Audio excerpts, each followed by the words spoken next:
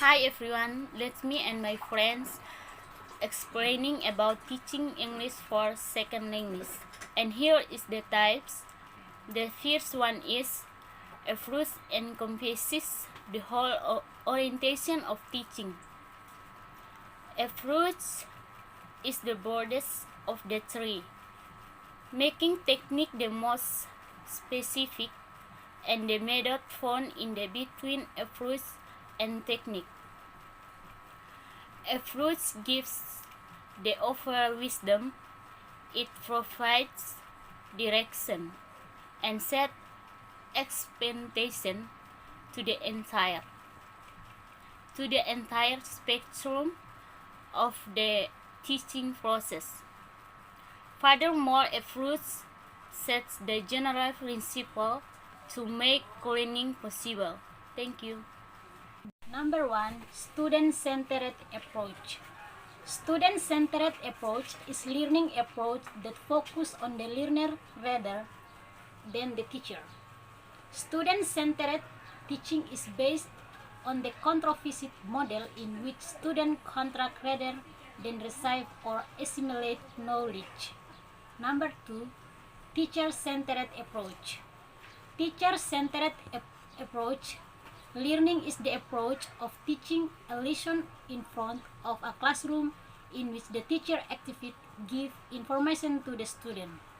And teacher-centered learning means that the teacher is the person who is informing knowledge or information to the student, and the student is the receiver for this knowledge. I will explain about methods.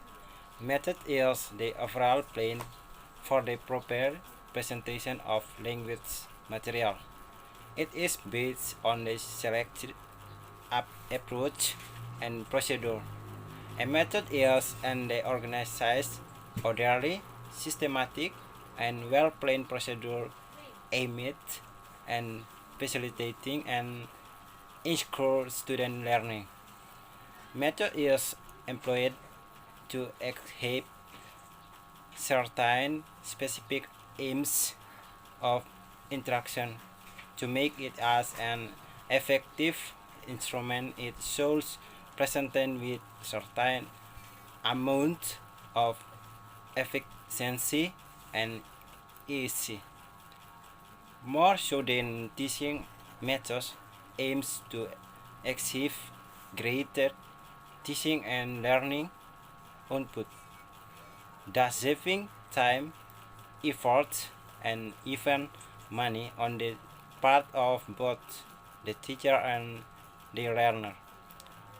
One must remember that there is no such teaching as the best method. Thank you. Here are some examples of methods in teaching language as foreign language that I need to share. First one, the grammar translation methods. The grammar translation methods is instruct student in grammar and provides vocabulary with direct translation to memorize. The second one, the direct methods.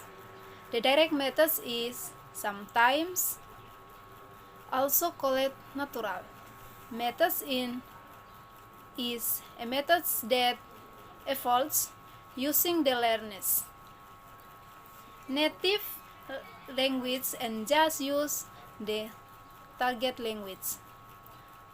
And the last one, participatory learning. Participatory learning is allowing that student to offer ideas and feedback about what goes on in the classroom. Well, today I would like to explain about the techniques of teaching English for second language. As we know that technique is a procedure or a skill for completing the specific task. These are the tricks that can be taught to another teacher.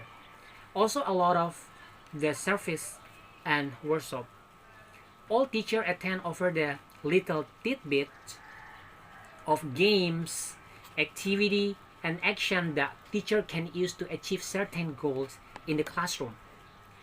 Through technique, teacher enable to develop, create, and implement.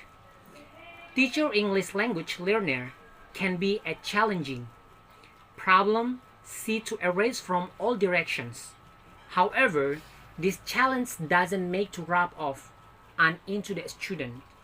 The following are ideas and techniques to spice up your ESLA classroom and make listen more interesting and effective.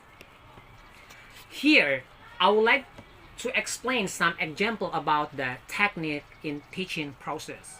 The first one is repeat and rephrase. The repeat and rephrase technique is effective in the classroom because a student may know various vocabulary, words, and now know how to ones that the teacher is using. By using the technique, the teacher exposes the student to new vocabulary that can be associated with the all to acquire a meaning. And then the second one is listen to music and jazz chant activity. Music and jazz chant activity are effective in the classroom because it is easy for music to get stuck in one head.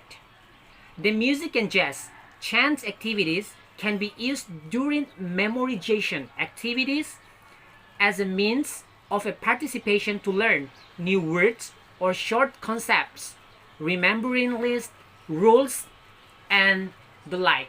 This is the fantastic way to memorize the alphabet. And then the last one is telling a history as an interesting technique.